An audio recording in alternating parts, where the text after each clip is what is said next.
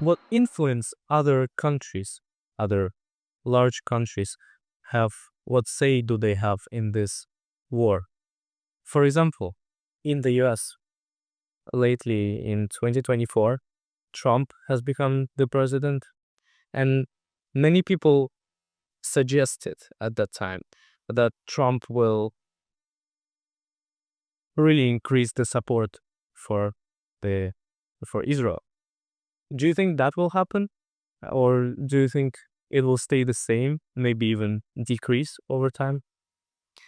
If you look at the United States policy, security policy, and foreign policy abroad, we see that Israel has retained their position as the United States' major non NATO ally. They have retained their position as a major US ally, perhaps the closest ally they have in the Middle East, according to, as I stated, US policy. We would say it's unwise to believe or to mislead anyone into believing that the United States will lower funding for Israel through military aid or financial aid in the near future or in any distant future. But we also have to call into question what line must be crossed for that funding to end. At the same time, we also have to call into question how many more lives must be lost until there can be an agreement reached. There can be foreign powers taking the fuel away from the fire rather than throwing it in it, like some states are doing.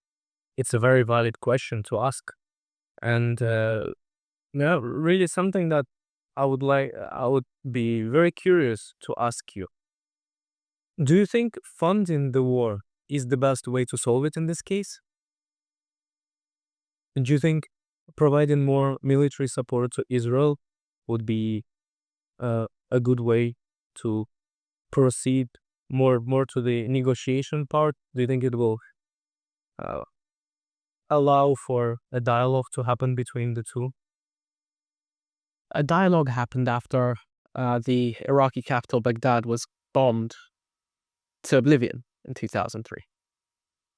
But what was that dialogue that was achieved? What was the government that formed? What problems arose or have arisen since? We have to see not just the path to war and what war will solve. We have to see the long-term solutions that will in future hopefully aid each minority and each majority in each society to live long, prosperous, and peaceful life. We also have to note that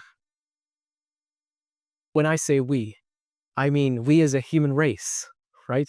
Is to be human is to feel what other humans feel. We have empathy. That's what separates us from animals. We have to feel what others feel.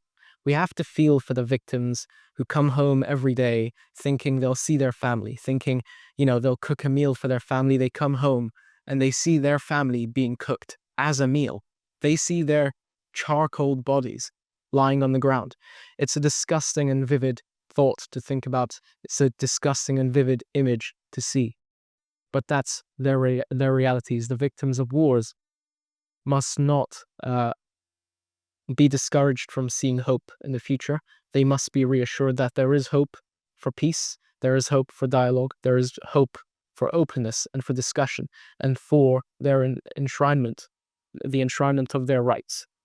So do you think that this war will necessarily bring a lot more casualties, a lot more people lives lost on both sides?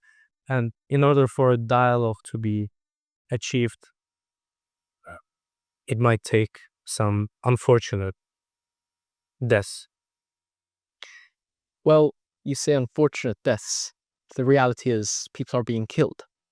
It's not an unfortunate death. Well, it's unfortunate that people are getting killed. It's a reality where people are being killed. Now, people are being killed left, right, and center across the world. People are being killed every day in random murders and random attacks on the streets. But what separates this loss of human life from other losses of human life is that this loss of human life is so concentrated that it has built up to 65,000, perhaps more, deaths of men, women, and children, 70% of whom are believed to be women and children. I think that's disgraceful as a human race that we have to sit back and state that, yes, we lived in an era where humans have caused such destruction on Earth that, we were there present in other countries, living comfortable lives whilst they were suffering. We were drinking, bottled water, thinking tap water might not be the cleanest option, whilst they have to find water underground and then boil it just to stay alive. It's an unfortunate situation, but there needs to be a path for peace and prosperity for all people and parties involved.